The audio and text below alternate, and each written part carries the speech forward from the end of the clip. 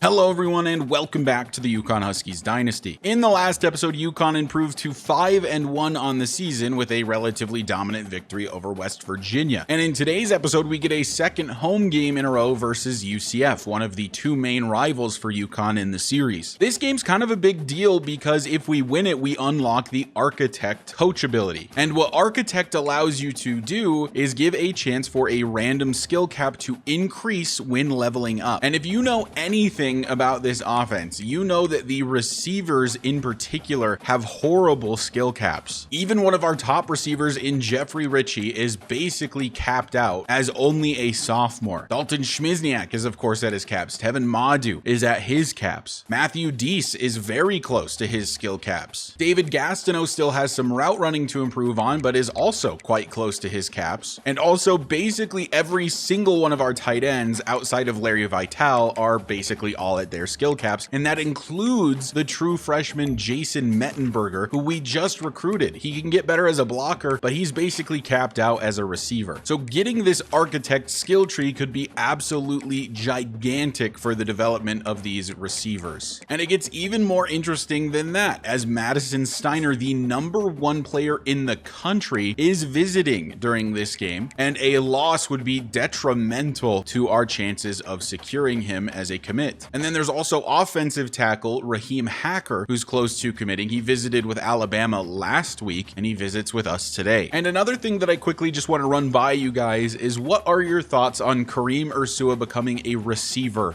next year and not a halfback? His tendency type is receiving back, but he does have great running abilities. And he's honestly a really good route runner with really good catching. To me, he's a perfect fit as like a slot wide receiver, and especially being that we are losing Dalton Schmizniak next season, it would be nice to have him move over. And then that opens up the path for a guy like Von Borden next season to maybe take over as the #1 back. We really liked him in that one game. Obviously want to see more of him, but this is just a hypothetical scenario. Maybe him or Cal Volk take over as the #1 elusive back. And we've also got Dennis Blade coming in, and it remains to be seen how good he will be out the gate. But as a 5-star, I have to imagine it's going to be quite good. Now, you guys have to promise not to be mad at me, but knowing that we did just lose the 5-star safety in Heath Muller, I did add one more player to the recruiting board. Another free safety, a 5-star by the name of Everett McLeese. Now, oftentimes when you see these players where only one team is really pursuing them, yet they have a high star rating, they're typically a bust, is what I tend to notice. That's not the case for Everett. He's not a bust, he's not a gem, but he still looks like a very good player. He's got great man coverage for a safety. He's relatively fast with decent zone coverage, decent play recognition. I see nothing wrong with Everett, and I absolutely think he would be an elite add to the team. So I have sent him a scholarship and maxed out his points and maxed out literally everyone else's points. And I've also scheduled a visit for Steve Grimes, who will visit in week 10 where we face off against Iowa State. With a win today, we could see Madison Steiner and Raheem Hacker commit, and it would be huge to land the #1 player in the country, something I don't believe we've ever done before. John Pelshak was the #2 player in the country in his recruiting class. Now, obviously you never want to underestimate a conference opponent. They'll always play you pretty tough, but this UCF Knights offense in particular is maybe not what it once was. They're quarterbacked by redshirt junior Matt Verrett, who is a very good scrambler for what it's worth, and has honestly turned into a pretty capable quarterback. The true superstar of the offense, though, is Josh DeLauro, the junior. He is up to an 89 overall, and he has 94 speed, so if he breaks out, there's not a lot of people that can catch him on our defense. Wide receiver, one of their weaker positions. Lamar Sullivan is the #1 guy there. He is extremely fast, and generally speaking, their receivers are very fast. They are rocking with two true sophomores in Jeremy Slater and Deontay Herring. One matchup to watch out for is Kevin October versus Cortez Dobbs. October with 3 sacks a week ago. Dobbs not one of the better tackles in the Big 12. And then on the opposite side as well, there's Chet Wolf. They are without the senior Josh Davison, who has injured himself earlier in this season. So they're using a redshirt senior as a backup in Chet Wolf. Defensively, though, this is where UCF really shines. They've got Randall Jones, an edge rusher who appears to be very, very good, as well as Chester Hargrove. So our O-line may have their hands full. Back at home once again, UConn looking to maintain the win streak they're currently on,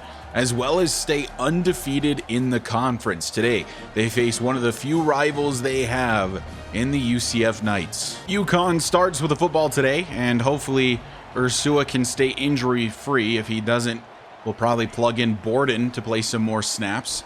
Pelshak has time to throw and finds his favorite man, Dalton Schmizniak, makes a move and is up to the enemy 46. Second down after the big pickup. Ursua getting a carry. Good block. Broken tackle. Kareem Ursua fighting for that 9. Wildcat formation on a third down and short. Ursua is the quarterback. He will get the carry following Cal Volk, who picks up a good block, and Ursua gets the first up to the 30. Second down now. Pelshak back to pass again. Goes underneath for Emmett Goda. Picks up 5. Third and short. Pelshak throws to the outside. Jeffrey Ritchie on the bubble screen. Good blocking, and Jeffrey Ritchie's inside the 10, out at the 6. Wildcat once again for the Huskies. Taking the snap and keeping it is Ursua, and there's nothing there. Second and goal now. Pelshak hands off. Ursua up the middle, and he's going to be a couple yards short of the goal line. Cal Volk checks in. Wildcat from the 1. Matthew Bryant, the man in motion, and it's the reverse to Matthew, and he will step into the end zone. Touchdown, UConn. John Pelshak picking up a pretty nice block there, by the way, on the outside to the right side of your screen. Touchdown, UConn. They will take an early lead in this one. Some strong winds here today in Connecticut. 15 miles per hour coming right back at UCF. Could play a factor later in this one. DeLauro with a carry. He's going nowhere. After the loss of 2, a second and 12 now for the Knights. Barrett looks to throw under pressure immediately. He's going to lose more yardage. Siaki Toole, the man who got there initially. Third and 18. All the way back at their own 17, 18 yards to go for the first. It's a fake handoff. Verrett scrambling, going to look to take off, but Toole having none of it. No pickup for the quarterback, and they will go 3 and out. So a good start for both the offense and the defense of UConn. 7-0 here midway through the first, as Ursua's going to get next to nothing. Second and 8. Pelshak back to pass, finding Emmett Goda, I believe for the first time today, but that's only good for a yard. Now third and 7 situation. Blitz being sent. Throwing over the middle. It's caught by Jeffrey Ritchie, who will get the first down. In UCF territory now. So we're back to pass once again. Get this out to Randy Ty, the tight end 2. And he'll get 9. Second and short. We look to throw. Pelshak gets this out to Dalton Schmizniak. Up inside the 30. Not much issue moving the football so far today. As we approach the red zone, Pelshak will hand this off to Ursua. And once again, there's really nowhere to go. Makes it a 3rd and 8 for Pelshak. Steps back to pass. Trying to buy time for Emmett Goda. And there's a flag down on the play. I think they're going to get him for DPI on this. Defensive pass interference is the call. Automatic first for the Huskies. Now at the 12. Got to get to the 2 for a first down. We're looking for the end zone, however. This goes outside to Juan Beaver, makes the grab and is just short of the first down marker. Second and inches. Handoff goes to Ursua, looking for the power to punch it in, but he can't do it. He does get the first down, though, and that leads to the Wildcat formation. Cal Volk checks into the game as Matthew Bryant to the right of him. Volk going to keep it himself, and he's going to lose 5 yards. I don't know if that man was blocked at all. Still in the Wildcat now from the 6 instead of the 1. Volk is the man in motion. Ursua gives it to him, and they are eating us up. The blocking just not good there. Now we're all the way at the 10 here on 3rd and goal as Pelshak steps back to pass. Hit as he throws. Does get this out to Ursua, but the man gets off of his block to make the tackle. And Ursua comes up short down at the 7. So to start the second, Hollis on for a field goal. That one is good. So UConn does extend their lead, but you can't help but feel like we missed out on some points. UCF from the 21 with the football once again. Verrett over the middle. Bad angle taken by Nate Putu. Missed tackle once again. I think that's Randy Radovich that maybe got juked out there. Either way, up inside the UConn 40 on just one play. Huge pickup for the Knights as they look to strike back quickly at the UConn Huskies. Verrett will hand off DeLauro. Big running lane for Josh DeLauro. Nate Putu struggling to bring him down, and he will actually exit with an injury after that. From the 26 now. Verrett throwing left side. That is completed and held on to. That is Lamar Sullivan, the wide receiver 1 of this Knights team. 1st and 10. Lots of men in the backfield this time. DeLauro going to get the carry, breaks a tackle.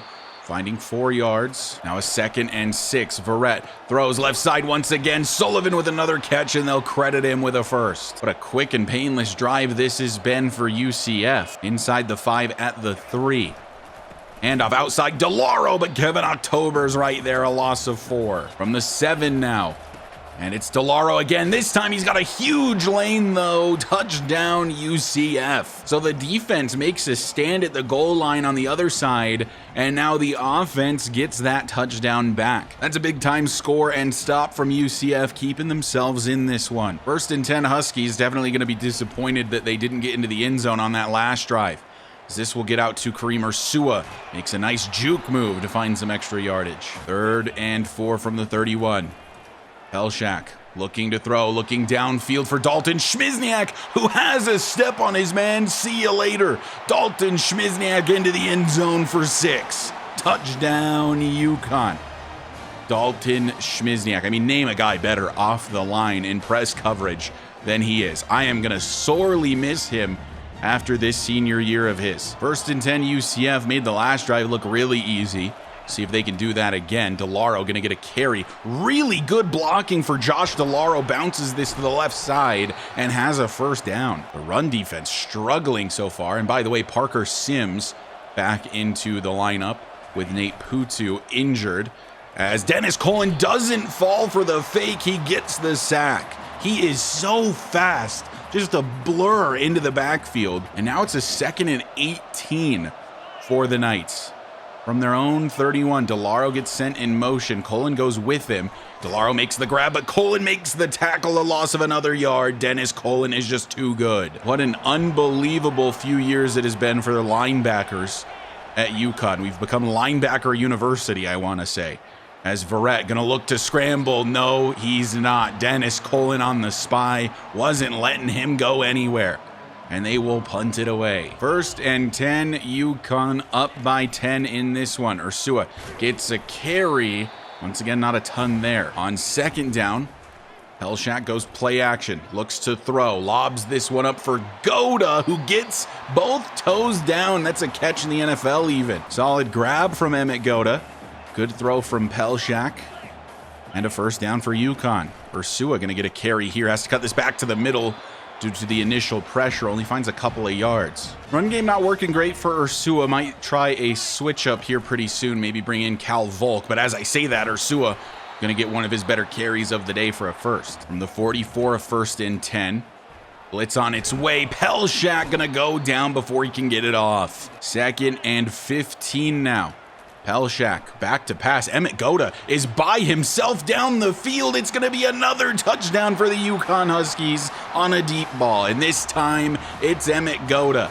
So as the old guard gets ready to leave and Dalton Schmizniak, the new guard prepares to take over, and that's Emmett Goda. I fully expect him to be an extremely big part of this offense for years to come. UCF looking for answers. It is 24-7 for the Huskies. It's going to be a keeper for Verrett, but he's going nowhere. This time it's Siaki Toole in the backfield. 3rd and 4, under 4 minutes left to play in the first half here as Verrett calls an audible. Wanting to get some points before we do head to halftime. Over the middle, that is completed, and tackle made by Justice Willis. Now a 2nd and 8 for Verrett. And that's going to be intercepted. It's Dennis Colin with a pick. He's got incredible speed. Couple men to beat. He can't do it. He goes down at around the 28. Dennis Colin wants more interceptions or else he's going to transfer. He said, I'll just do it myself. UConn takes over, can extend their lead even further before the half. Ursua on a carry, hits a nice juke move and gets a first. It's momentum UConn. 1st and 10 from the 16. Pelshak throws this on the mid-screen for Tevin Madu. Good blocking for Madu, and he's down at the 5. It is all UConn here in the dying minutes of the first half, dominating this opponent as they probably should at this point. The series is still 7-3 in favor of UCF, but UConn looking to make that 7-4 today. And 2nd and goal at the 1. Direct snap, Kareem Ursua, touchdown UConn. Ursua now getting involved with 6 of his own. And the Huskies are dominating here at home. First down UCF. A minute 23 left in the second quarter. That is dropped by the tight end. This game already feels almost over as UConn is dominating 31-7 now. Verrett with time to throw takes the check down to his tight end, Justice Willis, making the tackle. It's a 3rd and 4. About to be 1 minute left to play. And they will go to the air on 3rd down. We're there with pressure off his back foot. That is an insane throw. Spinning and throwing, he finds Peyton Harris for a first. They use their first timeout there as well. And now I imagine they will exclusively be going to the air, trying to get on the board before the half. That is tipped and nearly intercepted by Joshua Dora. Incomplete. 2nd down and 10. And in motion is DeLauro. And it's, of course, going to be a throw from Verrett. Actually, he's going to scramble, and he's going to slide down. I think he'll be short of that first down marker. They use another timeout. 3rd and short. Verrett throws outside. That is completed in front of Putu, who is back in the game. First down at the UConn 47 now. Clock is ticking. 40 seconds left to play. Running out of time. Verrett scrambling to his right, and he is going to be brought down by Siaki Toole. He does pick up 1 yard. Verrett does love to scramble, something we've learned in years past. As he looks to throw here, might take off to run again, and in fact, that's exactly what he's going to do. Verrett to the outside, and he steps out of bounds. Matt Verrett with a first down. The coverage has been good. The contain on Verrett, however, has not. 18 seconds left in the half. They do have the wind helping them to potentially get a long field goal if they want to try it. They're going to burn their last timeout right there. At this point, we're happy to just allow them the 3 points. We'd just like to keep them out of the end zone, obviously. Verrett to the end zone, knocked down. That's Joshua Dora. And that was their last attempt. So it's going to be 3rd and 1. And they're going to attempt a field goal with 9 seconds left. That is on its way. And with the help of the wind, that is plenty good. 3 more for UCF. So we head to halftime, a 21-point lead for the UConn Huskies.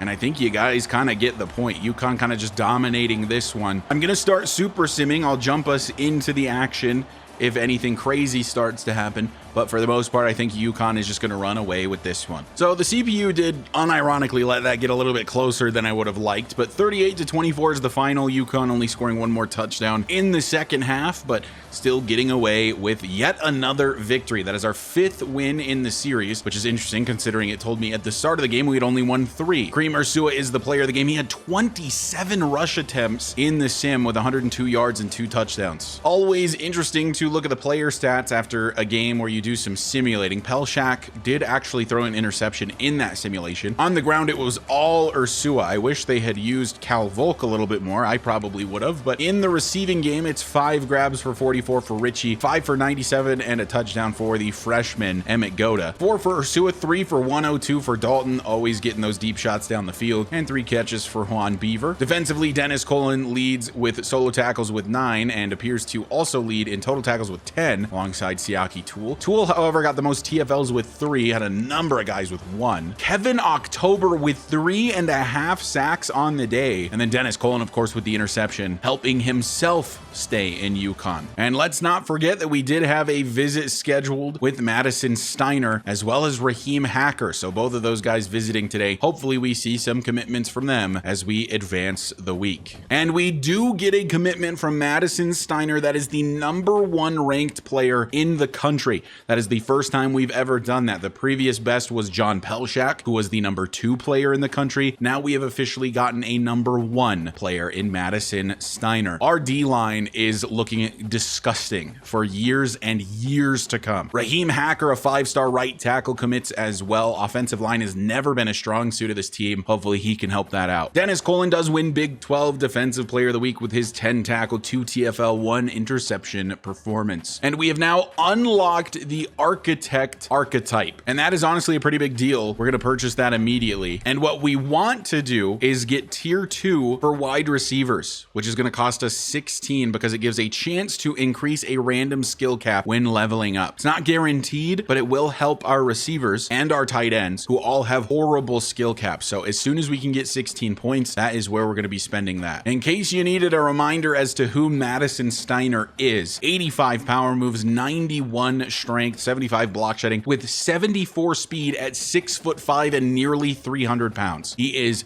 massive, and he is very strong, and he is surprisingly fast. I'm really excited for this guy to be on the D-line. With a guy like Clyde Novak graduating this year, Steiner could maybe see the field as soon as next season alongside Darren Michelle. So with recruiting for this week, I have a bunch of points left over. It was 215 after the 2 commitments. So I've scheduled a lot of people for visits. I don't really want to add anyone else to the board, so I've just gone ahead and added most people to visits if I am able to, and most of them will be visiting during the week 10 matchup against Iowa State, who is a very, very bad team in the Big 12. Should be a very easy victory. I think easily the most interesting guy right now that we have yet to get a commit from is Everett McLeese, a free safety. We skyrocketed up his board since we maxed out points on him, but a number of teams are interested, so it might be a little bit of a battle to get him in. Cannot schedule a visit just yet as he has not locked out his top 5. Once he's in his top 5, we can schedule that visit, and we will be doing so immediately. With the remaining 55 points, I might just scout some guys just to see if we can find a random 4-star gem at some type of position of need, but I'm going to be extremely nitpicky if I were to add anyone. And now upcoming this week, we go on the road to face number 20 Oklahoma State, and that will of course happen in this episode as well. Here's a look at the current top 25. We still sit at 4th after the win over UCF. Georgia has jumped back up into the top 5, now 3rd, and USC jumps to 2nd. Nebraska with their first loss on the season to Michigan, still in the top 10, but do drop to 9th. And then Kansas State, a 40-37 victory over Utah, is now also in the top 5. Pitt, Notre Dame, UNC,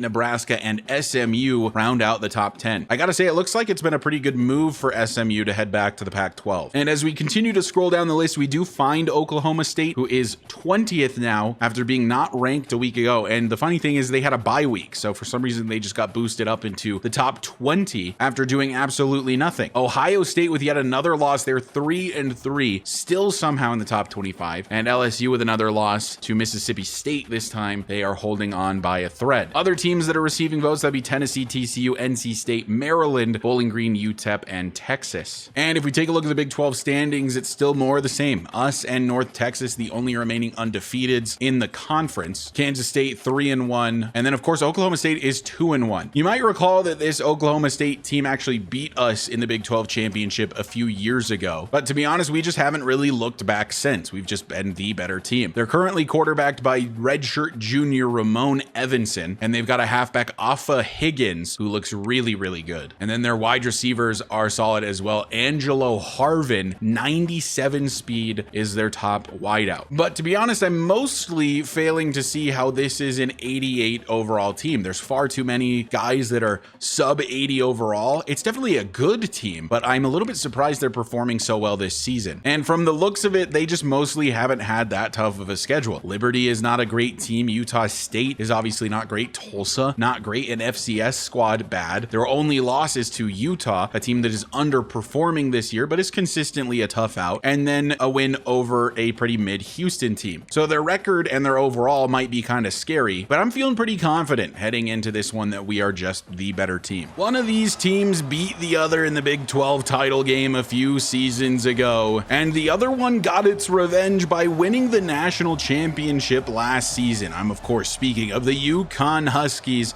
coming in as the number 4 ranked team in the country, facing off against the number 20 Oklahoma State Cowboys. Can Oklahoma State get the upset, prove that they're one of the best teams in the Big 12, or will the reigning best team in the country continue to be the best? The Cowboys will start with the football today, and Evanson takes the snap. We are officially underway. He'll throw over the middle, nearly an interception for Dennis Colin. Not gonna lie, I do love these Oklahoma State uniforms.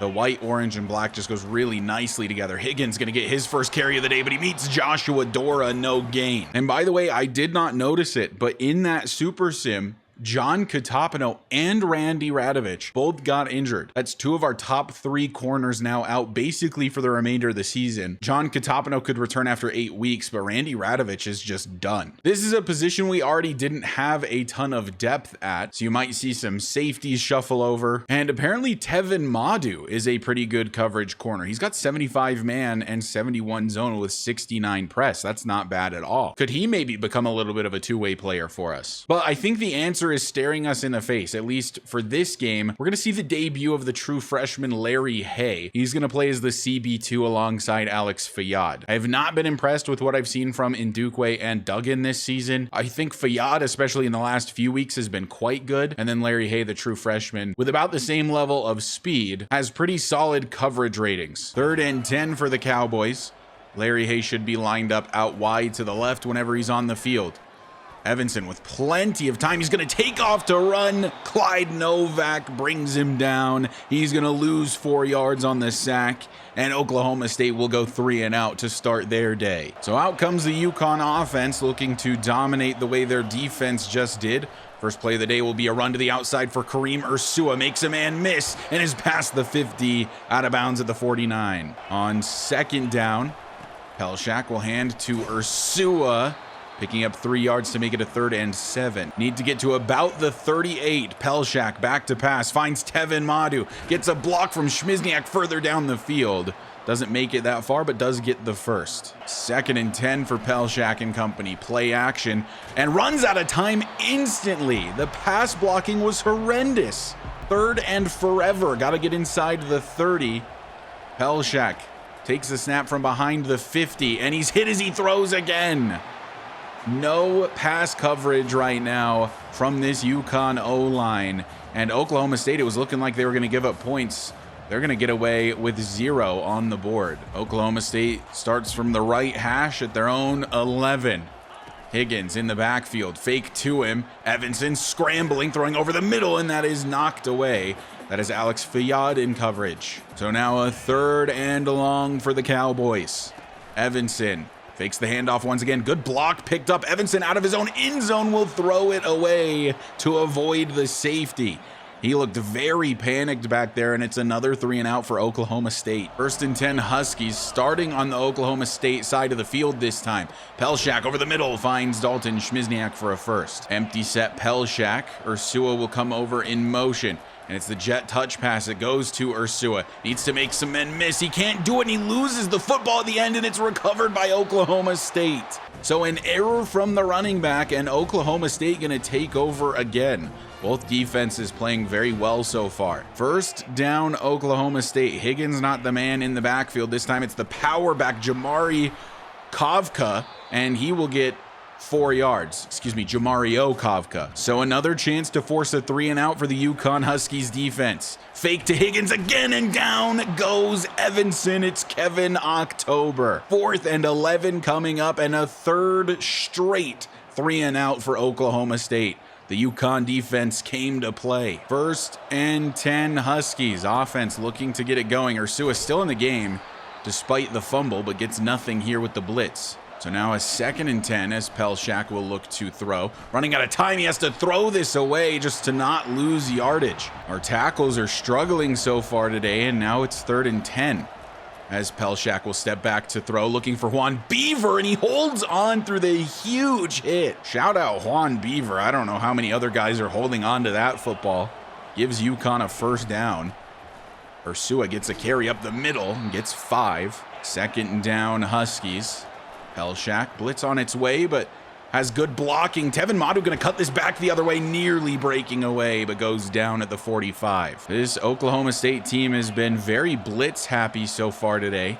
See if that continues. No, not this time, as Pelshak is going to go down. Thought Ursua was going to pick up that block, and he failed to do so. 3rd and 16 now for the Huskies. Pelshak will look to pass. He's going to lob one up for his favorite man, Dalton Schmizniak. It's out of reach and tipped away. And the punt battle will continue. So neither team able to break down the barriers of the other team's defense. And this is going to be a delayed handoff to Higgins. Finds 2 yards. One of the better runs on the day for Higgins. Nearing the end of the 1st quarter, it's a 2nd and 8. Evanson will fake the handoff once again. Scrambling to his left side. Takes the check down to Higgins. Good open field tackle from Justice Willis. 3rd down and 6. Oklahoma State, Evanson back to pass, under pressure, down he goes. It's David Sun in the backfield with the sack.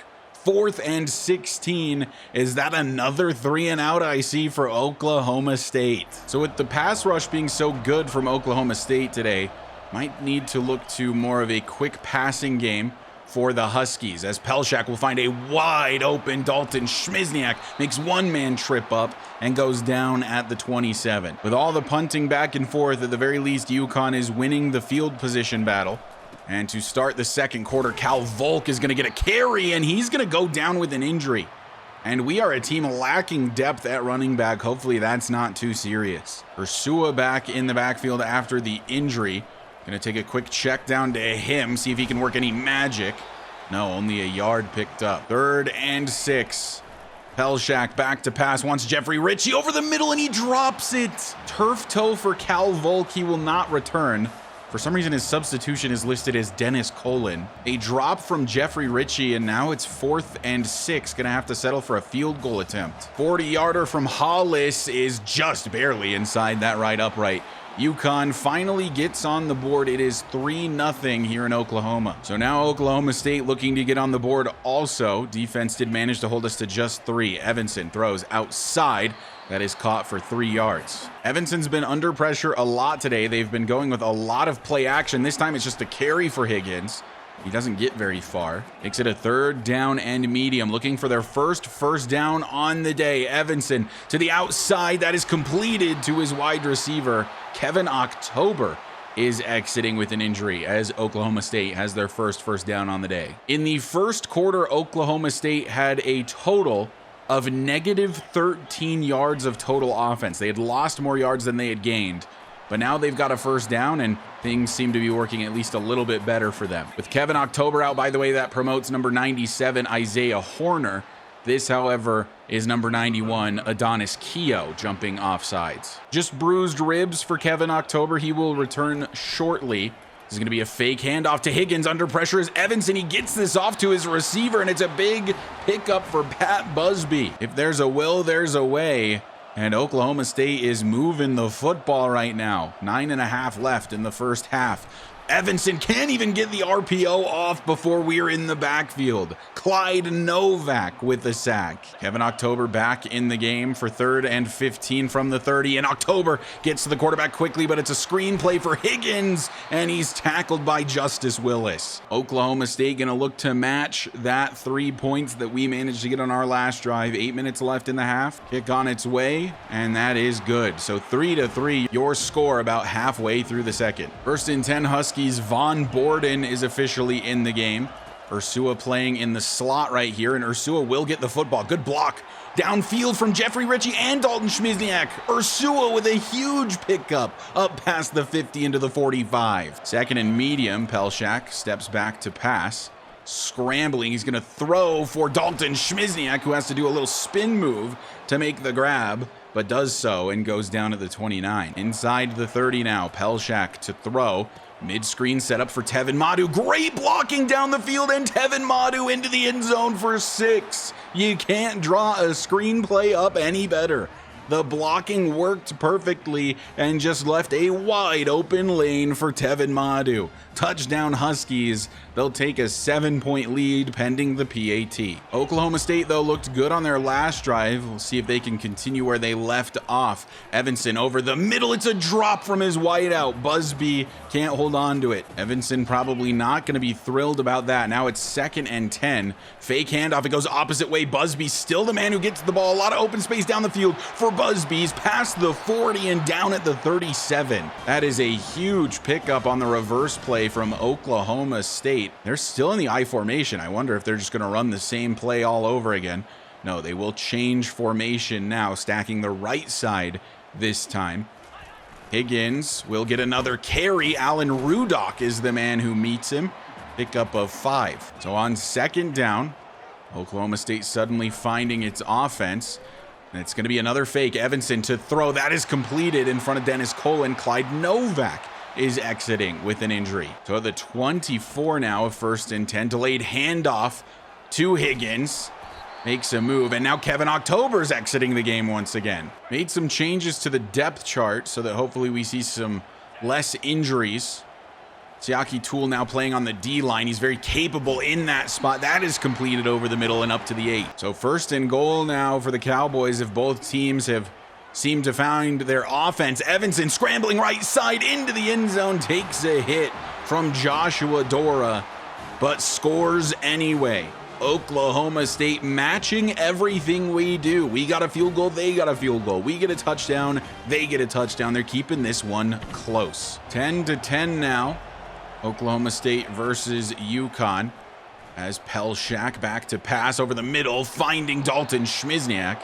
Kind of a risky throw, but he makes it anyway. 4 minutes left to play in the first half. 1st and 10 from the 35. Von Borden will get the carry up the middle for Von Borden. And his first carry of the day goes for about 12. Near midfield now. Play action for Pelshak. Has time, throws left side. Somehow that is caught by Tevin Madu. Another risky throw from John. It works out again. On 2nd and inches. We go Von Borden's way. Finds a lane up the middle. Von Borden continuing to play very well in his attempts. From the 30 now of 1st and 10. 2.5 left to play in the first half. Pelshak going to pick up an easy few yards here with Madu on the drag route. His 5th catch of the day. 2-minute timeout. 2nd and 2. Pelshak back to pass. He wants Dalton Schmizniak. Touchdown, UConn. Beat his man down the field on the corner route. Flattened out a little bit more than I would have liked. I prefer if he would just go to that back corner of the end zone. But hey, a touchdown is a touchdown, and we will take it. 6 more for UConn. Each offense has found its footing. Now our defense needs to step up again. First down, Oklahoma State. Offense has seemed unstoppable for them the last couple of drives, but down goes Evanson. It's David's son yet again, and he doesn't see the field a lot, but I swear he always makes plays when he does end up on the field. David playing a little bit more right now because Siaki Toole is playing on the D-line with all the injuries, as this is nearly intercepted off the hands of Joshua Dora. 3rd and long from their own 6. Evanson will actually just hand this off to Higgins. Breaks a tackle, breaks another. Goodness, if he had broken away, I'd never forgive this defense. But they do make the stop. We will call a timeout here. There may be enough time to get some additional points on the board before the half. Start from our own 41. We've got about a minute to drive down the field, but down goes Pelshak. He loses the football and then falls on it himself. That is terrifying. So out of the pistol now, we're just going to let the clock tick away. That has scared us out of attempting anything else. And we will just run the ball here with Borden to end the first half. Maybe Borden works some magic and breaks away down the field. He's trying his best. Gets a good pickup. We will head to halftime, 17-10 for the Huskies. It's been kind of an interesting game. The first quarter just completely dominated by the defense, and the second quarter flipped the script entirely. Felt like both offenses were pretty much unstoppable outside of really one drive for Oklahoma State there at the end of the second quarter. Hopefully our defense can continue playing well. I'm pretty confident we can get away with a victory. UConn starting with the football in the second half, a chance to take a 2-possession lead here. Blitz being sent. Pelshak scrambling, trying to buy time for anyone to get open, and nobody ever did. 2nd and 10 now. Pelshak scrambling, and he's going to try to heave this for Borden. Off his back foot, it's going to be intercepted, and Oklahoma State will take over. An ill-advised throw from Pelshak, trying to gunsling where it wasn't needed, and it's picked by the Cowboys. They will take over deep in UConn territory. Now that we're getting closer and closer to college football 26, I'm going to point these things out because it's almost like a college football 26 wish list. I don't understand why when a throw is underthrown like this, the defensive back or the linebacker, whoever it is allowed to flatten out to then pick it off. But the receiver never will. They'll just keep running straight on their route. They're incapable of changing direction because ideally Borden can just flatten out here, come back towards the football to play a little bit of defense or even maybe make the catch. But that's just not the case in these EA football games. For some reason, receivers are just completely deadlocked into their routes and will not change. Granted, I fully understand that was a stupid one to throw, but just pointing out that I think a real life player would obviously come back to the football there. Oklahoma State takes over and Higgins going nowhere. Dennis Colin in the backfield, a loss of 3. 2nd and 13, I formation. Higgins gets another carry. Dennis Colin getting off the block, only allowing a yard. The man is just a menace. 3rd and 12, Evanson with time running out now. Jukes out Novak, trying to scramble, but down he goes. Guess who? It's Dennis Cullen again. He actually gets credited with a sack here, and Oklahoma State gonna lose yards on this possession. So it's gonna be a pretty long field goal attempt, 51.5 from the left hash. And this one nearly blocked, is on its way, and that is good. It is crazy that these college kickers literally never miss these 50-yarders. 17-13 now. Definitely squandered an opportunity by throwing that pick on that last drive. Von Borden will get a carry, only finds 3 yards. 2nd and 7. Pelshak steps back to pass. Hit as he throws. He's looking for Madu down the field. It's going to be picked again, and that one just isn't his fault. The offensive line completely failed him. Tevin Madu had a step on his man.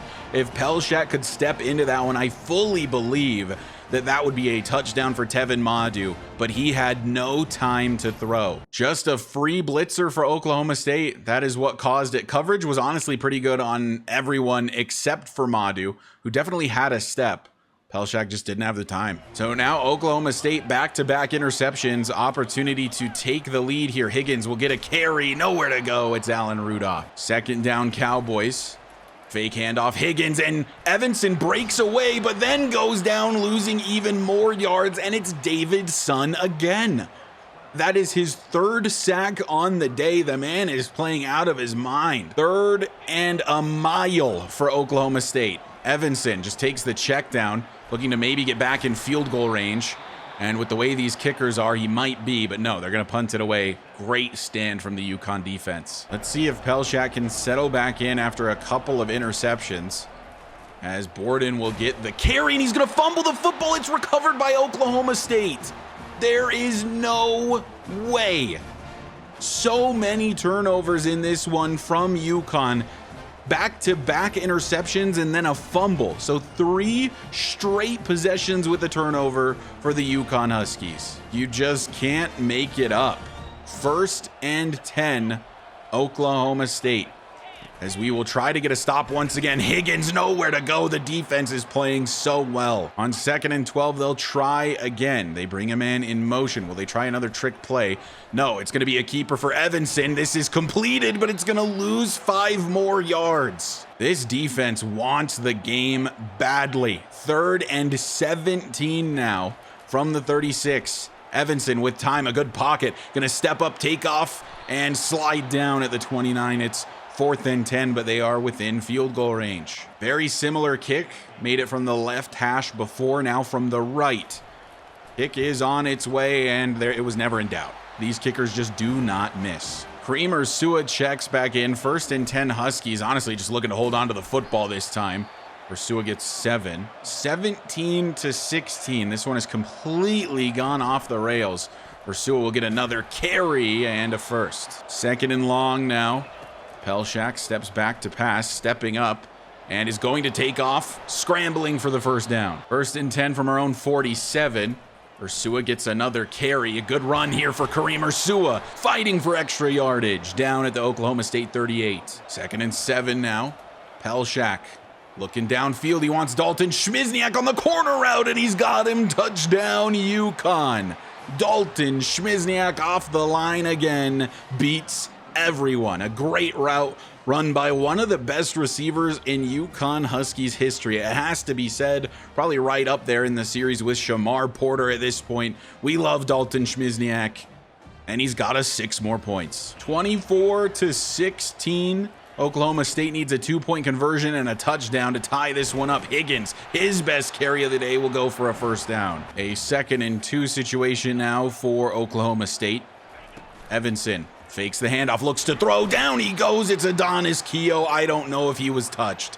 8 sacks on the day for the UConn Huskies. This is unreal. So now 3rd and 8 for Oklahoma State. Evanson back to pass, throw over the middle. That is complete. And for a 1st down in front of Nate Putu. Pistol for Oklahoma State this time. Fake to Higgins. They're still going play action pretty frequently. On the comeback route, he finds his man in front of Larry Hay. The first time I've had to mention Larry Hay so far today, which is probably a good thing, just meaning he's been doing his job, so we haven't had to talk about him. 1st and 10 from the 38. Quick throw to the outside. Justice Willis, really good tackle Probably would have been a touchdown had he not made that tackle. Fourth quarter officially underway. It is 2nd and inches. Line of scrimmage and line to gain are basically the same thing, so Higgins will get it easily. 2nd and long.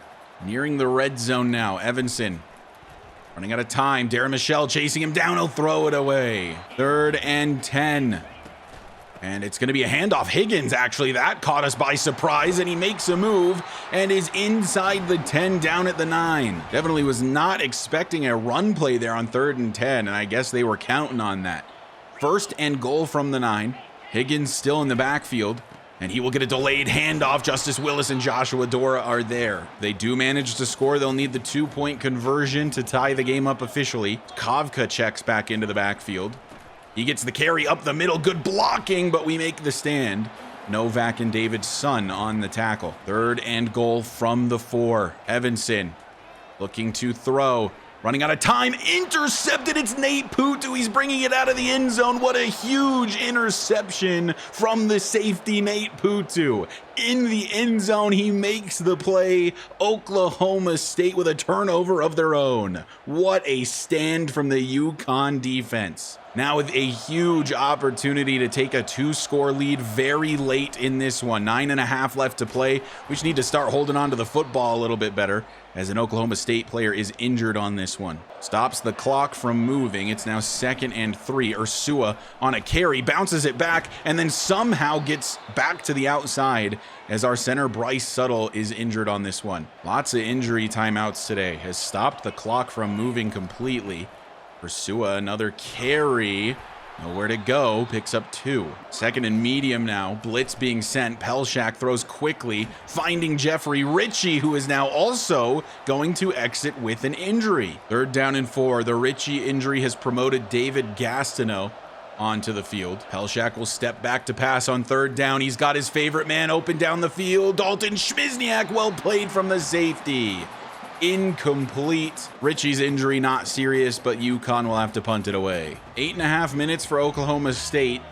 Of course, still need that 2-point conversion in order to tie this game up. 1st and 10 from the 32 as Evanson scrambling to his right. Maybe going to take off to run, but he runs into Joshua Dora, who will get a sack here. It's a loss of a yard. 3rd and 8 would be a big stop here from the UConn defense if they can manage.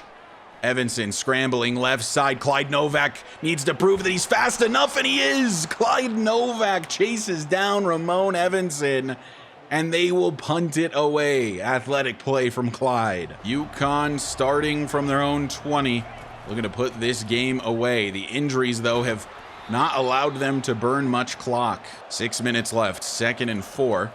Pelshak actually steps back to throw here and runs into a defender, looking for Dalton Schmizniak. 3rd and 4 now. Back to pass. Pelshak to Juan Beaver. Makes the grab. He is short of the 1st down marker. 4th and inches from our own 30. And this is the exact situation where we are missing Max Cadet. You know that this 1st down is automatic if he is in the backfield. But instead, we're trying 4th and inches with a QB sneak. John Pelshak, he will get it done. Needed that to help put this game away. I figured it was worth the risk. Under 5 minutes left to play. Pelshak looks to throw and throws it to David Gastineau. And he gets to the 43. About 4 minutes left to play now. Ursua comes over in motion. Gets the jet touch pass. Tries to make a move. Gets 5 yards. This is a big time 3rd down here. Pelshak will look to throw for it, and he is almost getting sacked. Had no time to throw. Manny Smith got beat badly on the left side. Let's take another look at this. Could have tried for Schmizniak right away. I think this linebacker would honestly step up and pick it if I had. I was hoping for Ursua, but he got caught up on the line. And then the guys streaking downfield, I was just never really looking for. And then, of course, Manny Smith just gets absolutely bodied here, pancaked, and Pelshak lucky to get that one off at all. So Oklahoma State with 2.5 minutes and all of their timeouts have to get a touchdown and a 2-point conversion to tie this game up. Over the middle, nearly intercepted. That is immediately terrifying. Almost gave away the game immediately. 2nd and 10 now. Evanson keeps it down. No, he doesn't go down. He stays on his feet just for Darren Michelle to get the sack anyway. It was Kevin October untouched into the backfield. Darren Michelle cleans it up. 3rd and 21 coming up. And there's going to be a flag on Clyde Novak, giving them 5 yards back for free. We don't love that. Need more discipline from the senior. He's now not on the field for this next play. 3rd and 16. Evanson downfield, swatted down, and they are of course going to go for this. That brought them to the 2-minute timeout. They got to get to the 30 for a first down. 4th and 16 from the 14. Evanson intercepted. It's David Sun making another play. Can he get it back for 6? David Sun goes down around the 10. What a day it has been for David Sun. 3 sacks and now an interception. The man is a menace on the football field today, and that should seal a victory for the UConn Huskies. Just have to hold on to the football. Oklahoma State is, of course, going to use those timeouts, I would assume. Honestly, glad Ursua doesn't get into the end zone there. 2nd and goal from the 4. Ursua just needs to hold on to the football, keep it centered for an easy kick for Tyreek Hollis. That's the idea at the very least. 3rd and goal from the 5. Ursua up the middle, not going to get there, and they will burn that last timeout. So no timeouts remaining for Oklahoma State. Hollis on for a chip shot field goal, which will give the Huskies a 2-possession lead heading into the final 1.5 minutes of the 4th quarter. But the game's not finished. There is still technically a chance for Oklahoma State. Ramon Evanson going to need to work some type of miracle, as this is downfield and a little off the mark, but it did hit his receiver in the hands. 1.5 minutes left. Evanson over the middle, finding his man. That's a pretty solid pickup up to the 45. Clock still ticking. Evanson with time. Now running out. He's scrambling, stepping up. Down he goes. It's Kevin October with another sack. No time to celebrate, though, as Oklahoma State is hurrying it up, quickly approaching 1 minute left to play. Evanson with a decent pocket, scrambling again. He will throw this one away with 1:06 remaining. 3rd and 11, of course, 4-down territory as they try to work some miracles. This is going to be completed down the field. David Sun is the man who makes the tackle. So now they've got a first. Clock starts moving again. From the UConn 42, Evanson panics, checks down to the halfback Higgins, who will find 8 yards as the clock continues to move. 45 seconds left to play in this one. They need a score, a 2-point conversion, and a field goal just to tie. They spike the football, which makes it a 3rd down and 2 from the 35. Evanson looks to throw again. This is right side and incomplete, forced out by Joshua Dora. And they're actually going to settle for the field goal attempt here. This kicker's already made 2 of this basically exact same field goal. So we nearly get the block. That is through, though, and the kick is good. So now they will try the onside kick. If they can manage to recover, they would need a touchdown and a 2-point conversion to tie it up. So the game comes down to this. No timeouts for Oklahoma State. The onside kick on its way, and that is recovered by Justice Willis, who will go down at the Oklahoma State 43. A couple years removed from losing the Big 12 championship to Oklahoma State, John Pelshak and the UConn Huskies will take a knee and exit with their 7th victory on the season. What a performance by this defense in particular. We had double-digit sacks once again. Evanson just had no time to throw, a couple of interceptions, and a decent performance from the offense. Obviously, a couple interceptions for John Pelshak, one of which was totally my fault. Just shouldn't have thrown that football. And the second one, I think, is just he was hit as he throws. He finds Tevin Madu there if he's not hit. So it was definitely a little closer than I expected. I thought we would be able to beat Oklahoma State a bit easier, but it also never really felt like it was out of our control at any point. It felt like UConn was basically on top of this one from the start. We once again, though, lose the turnover battle. To start the 3rd quarter with 3 straight turnovers is just insane. A decent day from Pelshak outside of the 2 picks, 60% completion percentage, 262 yards, 3 touchdowns. It wasn't the easiest moving the football on the ground. Ursua, I think, was pretty good. Borden was good until he, of course, had that fumble, but basically everyone had a fumble today. In the receiving game, more Dalton Schmizniak, 6 for 188 and 2 tutties for him. He is just so fantastic. Tevin Madu, 5 for 68 and a touchdown. Ursua, 4 for 40. Richie, 2 for 8. His injury was not overly serious, by the way. I can't remember if I mentioned that. And then defensively, Justice Willis actually leads the way in solo tackles, Joshua Dora in total tackles. David Sun had 8 total tackles, 5 of them were for loss. What a day it was for David Sun. 5 TFLs, 8 total tackles,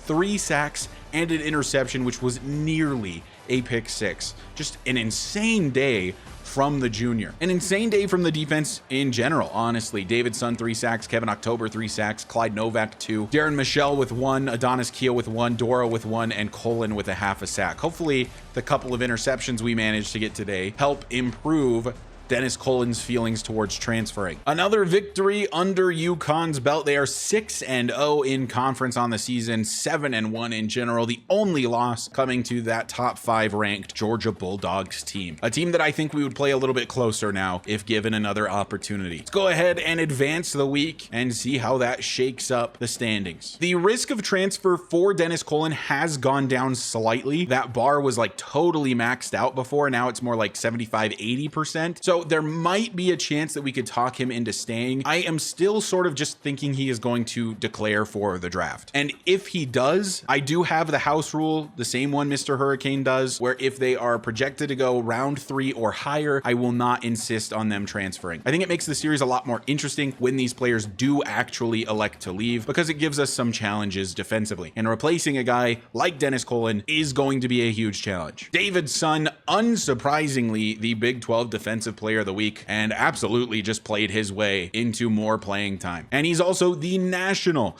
defensive player of the week, which once again is not surprising. I'll mention David Sun really quick. He is a junior, so he will still be around next season, maybe wanting to take over that Dennis Colin role if Dennis Colin does move on, but he is also completely at his skill caps. So he will not get any better than he currently is, but he's a whole lot worse than most of our middle linebackers that we've had in previous seasons at the very least. So in my eyes, David Sun has always just been a really good depth piece that can play when we suffer a lot of injuries. Like we had so many injuries on the D-line in that game that I plugged in David Sun to the sub linebacker position so that Siaki Toole could go play edge rusher because he's actually a pretty good pass rusher. But we'll see. We did just unlock that architect archetype, so maybe we can get some of these skill caps unlocked for David Sun. But I was really impressed with what I saw today, as I'm sure most of you were as well. We can officially see the CFP top 25 rankings, Oregon being the number 1, Georgia number 2, and UConn number 3. Pitt is 4 and Kansas State is 5. So it's looking like we might face Kansas State in the Big 12 championship game. Nebraska, Notre Dame, USC, SMU, Boston College round out that top 10. Arizona maybe not getting enough love for being 7-1. They're only ranked 12th. Alabama working their way back into the top 15. And here's the rest of the top 25 if you want to take a look. Western Kentucky falling from 11th to 25th after a 52-10 loss against Memphis. And with that in mind, here is a look at the standings once again. UConn currently kind of running away with the Big 12. North Texas is still undefeated in conference. So despite Kansas State being a higher ranked team, if North Texas can continue to stay undefeated in conference, it will actually be UConn and North Texas in the Big 12 title game, and Kansas State would miss out due to the loss they suffered against us. And in other conferences, Pitt leads the way in the ACC. In the American, it is Charlotte, Memphis, Army, and Western Kentucky at the top. Of course, in the Big 12, it's us. Oregon, the only undefeated team remaining in the Big 10. In the Conference USA, it is FIU and Temple. In the MAC, Buffalo is 6-1. In the Mountain West, New Mexico and UTEP at the top of the standings there. In that new look Pac-12, Fresno State undefeated 8-0, but are not ranked. Arizona is ranked 12th at 7-1, and SMU is ranked 9th, 2-2 in the conference, 5-2 on the season. In the SEC, Georgia, Kentucky, Auburn, Tennessee, all ranked. A number of other teams are 5-2, including Mississippi State, Texas. Alabama is 6-3. Ole Miss and South Carolina both 0-7. And finally, in the Sun Belt, it is UL Monroe at 6-2. Really quick, I just want to highlight Kevin October. He is up to 15.5 sacks on the season. That is just unreal. He's only a sophomore this season. He has star development, but he is relatively close to those ratings caps for finesse moves and power moves. So he's not going to get a lot better, at least in finesse. He'll get a little bit better in terms of power, and he'll probably get a bit stronger and a bit smarter. But he has absolutely blossomed into a superstar right alongside all of our other defensive linemen. We have built probably the best D-line in college football, with Kevin October, Clyde Novak, Adonis Keough really being the main three. And then Darren Michelle doesn't get a lot of sacks, but he is so good in the run game. The amount of times he just stops a run up the middle is incredible. And let's not forget, Darren Michelle, also only a sophomore, has elite development and some really, really great ratings caps. So we've got a very young defensive line outside of Clyde Novak, of course, who is a senior, and they are all playing super, super well. Here's a look at the remainder of the season for the Huskies. They play Iowa State, Kansas, Ohio State, and then Houston. The toughest opponent here probably being Ohio State, despite the fact that they are having a down year. Kansas has been really, really bad in the Big 12 this season, and Houston's pretty middle of the pack. So these should all be wins, ideally. I think Ohio State will still be a challenge, especially going on the road. But hopefully we can just finish out the season with an 11-1 record. But anyway, that is going to do it for this episode. Thank you guys so much for watching and for the continued support. As always, a huge shout out to the channel members. You guys are the reasons I continue to make these videos. And if you do want to become a channel member and support what I'm doing here, you can do so by hitting the join button down below for as low as $1 per month. If you find yourself coming back on the regular and you aren't already subscribed, go ahead and hit that sub button for me. It does help me out a lot. And I will see you guys in the next episode, where UConn plays their second to last home game on the season versus the Cyclones.